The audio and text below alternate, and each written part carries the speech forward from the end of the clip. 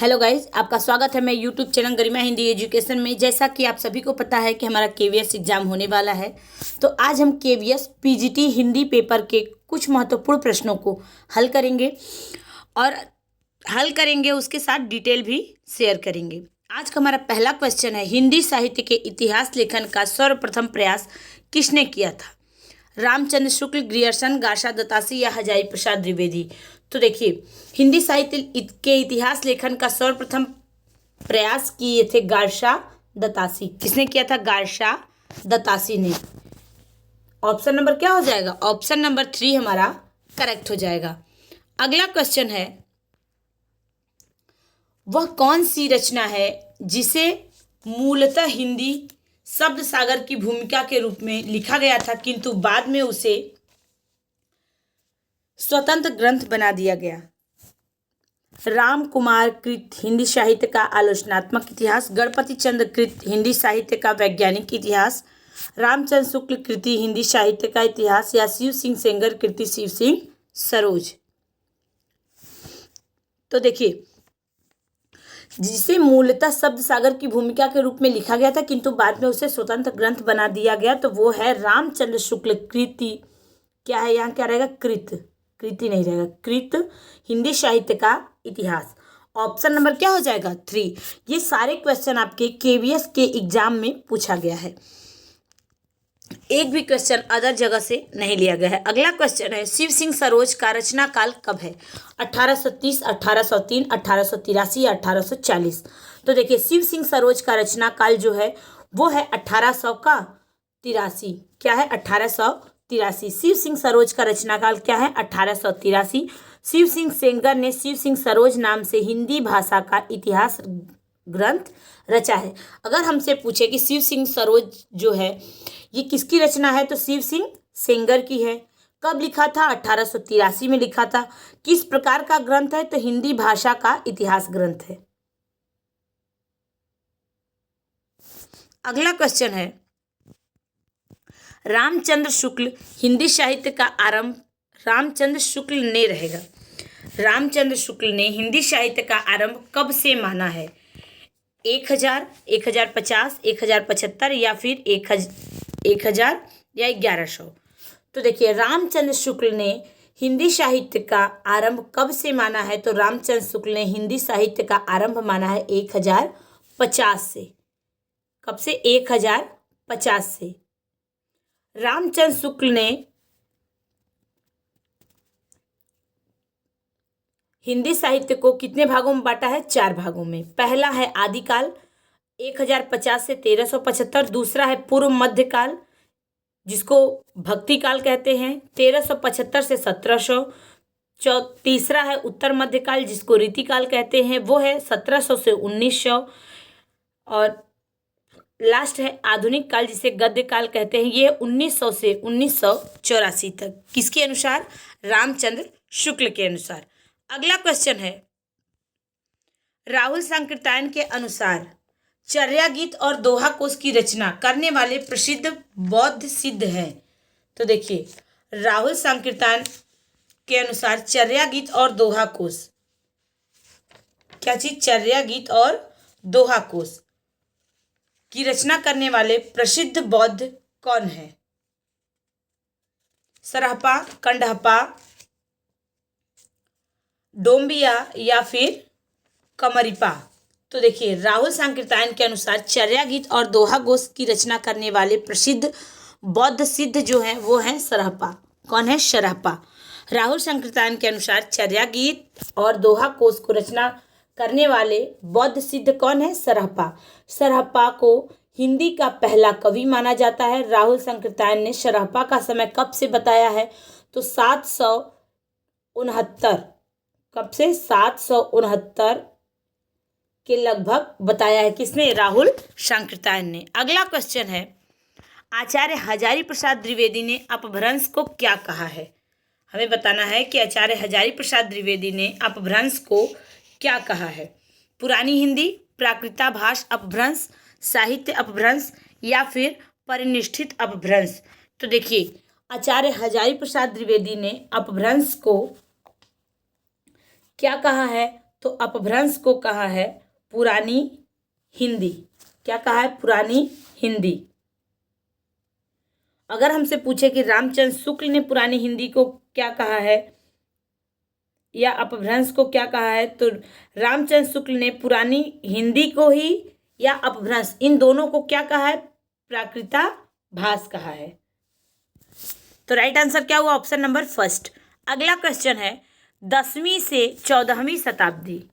10वीं से 14वीं शताब्दी के साहित्य को किस विद्वान ने आदिकाल के अंतर्गत रखा है? तो देखिए, 10वीं से 14वीं शताब्दी के अंतर्गत, 10वीं से 14वीं शताब्दी के अंतर्गत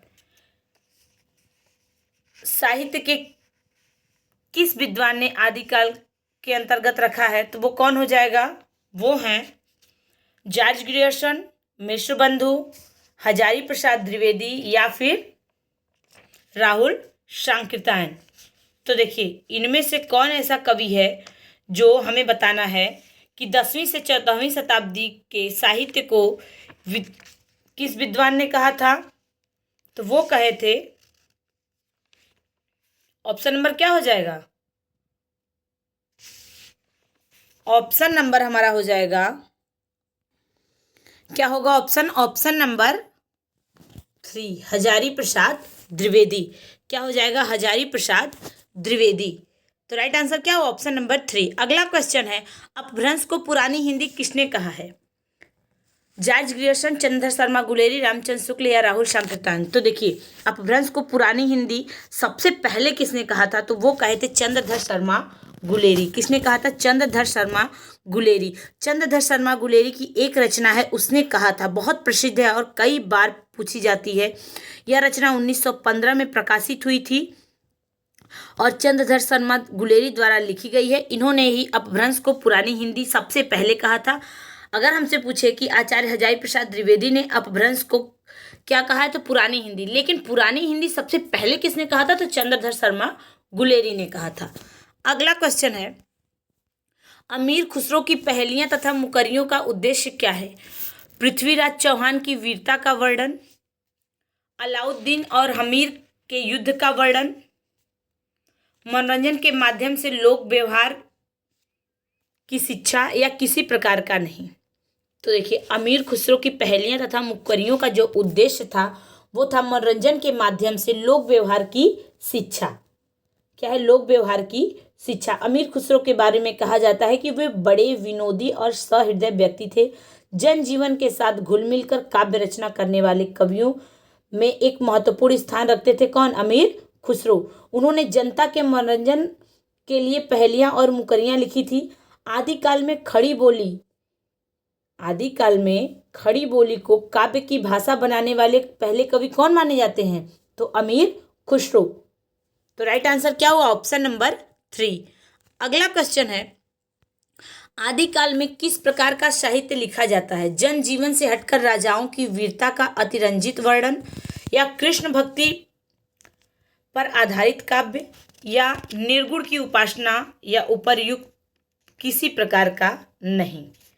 तो देखिए, आदिकाल में किस प्रकार का साहित्य लिखा जाता था? तो वो लिखा जाता था, ऑप्शन नंबर फर्स्ट, जनजीवन से हटकर राजाओं के वीरता का अतिरंजित वर्णन, ऑप्शन नंबर फर्स्ट। अगला क्वेश्चन है, रासो ग्रंथ किस भाषा में लिखा गया है? खड़ी बोली, ब्रज भाषा, अवधी भाषा या डिंगल पिंगल। तो रासो ग्रंथ किस भाषा में लिखा गया है? तो वो लिखा गया है डिंगल पिंगल। रासो ग्रंथ में भाषा कौन सा है? डिंगल पिंगल। डिंगल जहाँ राजस्थानी के निकट है, वहीं पिंगल क्या है? ब्रज भाषा के निकट भाषा है। रासो साहित्य श्रृंगार और वीर रस से क्या है? युक्त है। इसके लिए डिंगल पिंगल भाषा क्या थी? अनुकूल थी, इसीलिए इसको डिंगल और पिंगल भाषा में लिखा गया है। अगला क्वेश्चन है, मैं थोड़ा व्याख्या इसलिए कर देती हूँ ताकि समझ में आए। अगला क्वेश्चन है, वीरकालीन रासो काव्य में निम्नलिखित में से किस विषय का वर्णन नहीं है? आश्रयदाताओं का अतिरंजना पूर्ण वर्णन या इतिहास और कल्पना का सम्मिश्रण, कृष्ण लीला का प्रतिपादन या युद्ध का सजीव एवं गद्यात्मक वर्णन। यहाँ क्या रहेगा? गद्यात्मक, गद्यात्मक नहीं रहेगा, गद्यात्मक।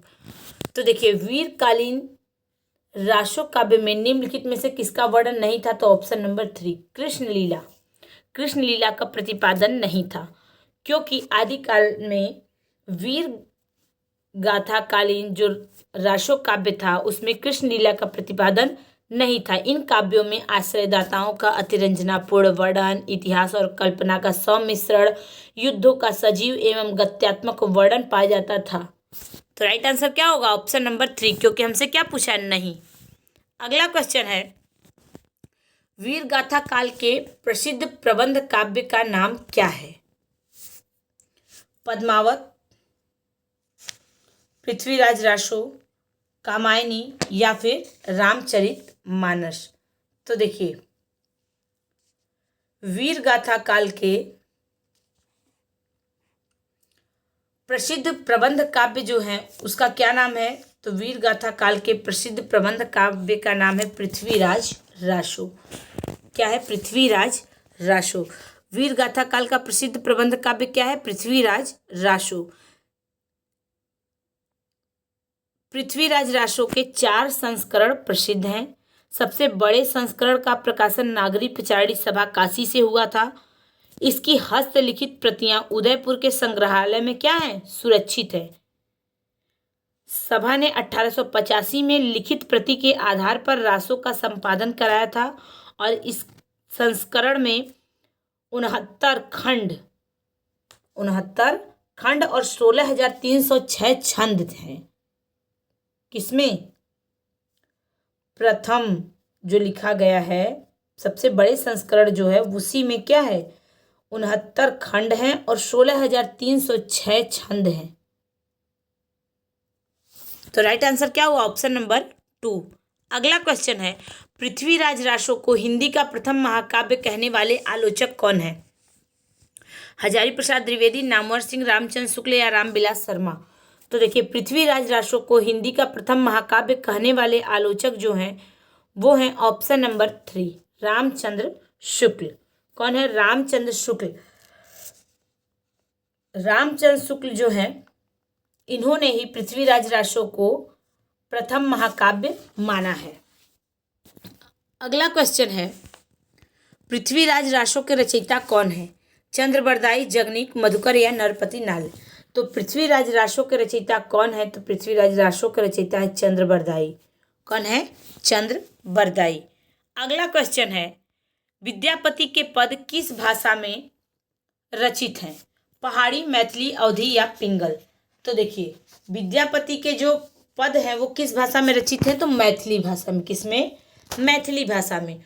ऑप्शन नंबर क्या हो जाएगा? 2। विद्यापति की अधिकांश रचनाएं क्या हैं? संस्कृत एवं अवहट्ट में है, लेकिन पद जो है वो किसमें है? तो पद है मैथिली में। किसमें? मैथिली में।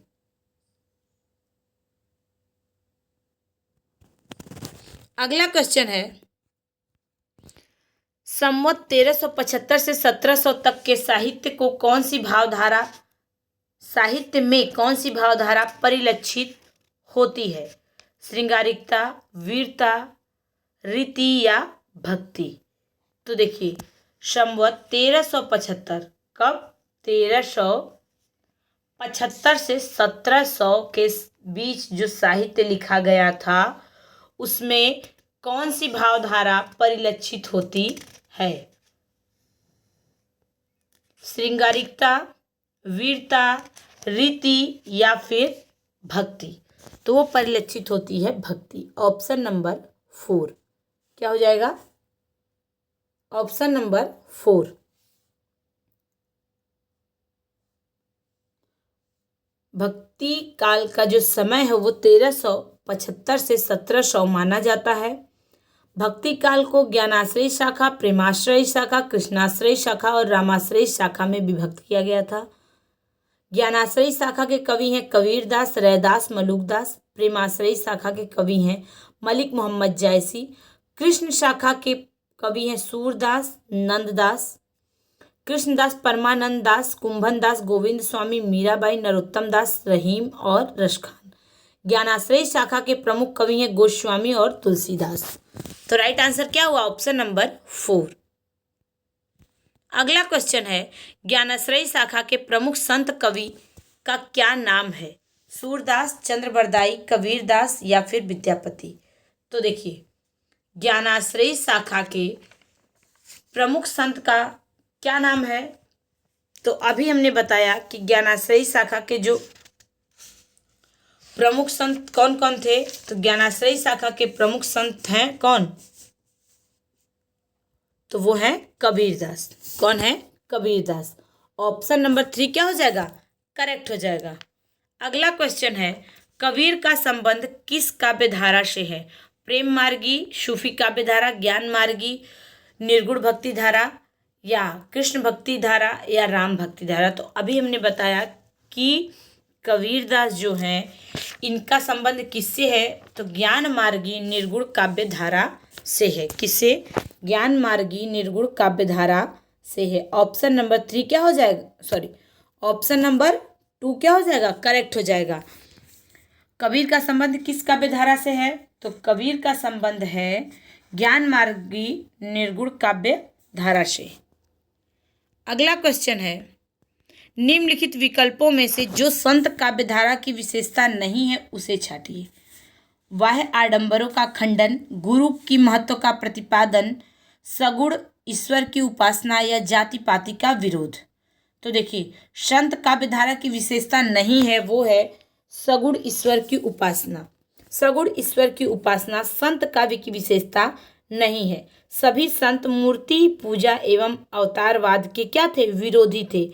परंतु कहीं कहीं इसमें कुछ कवि रचनाओं में सगुण तत्वों का क्या है? समावेश है। लेकिन कबीर जैसे अद्वैतवादी और निर्गुण दर्शन के सबल प्रतिपादक कवि के काव्य में कहीं कहीं सगुण तत्व के दर्शन होते हैं, लेकिन संत काव्य धारा की विशेषता नहीं है, वो है ऑप्शन नंबर 3। अगला क्वेश्चन है, सॉरी, यहीं पे हमारा आज का क्वेश्चन खत्म होता है। सभी लोग ध्यान से देखें। Thank you so much.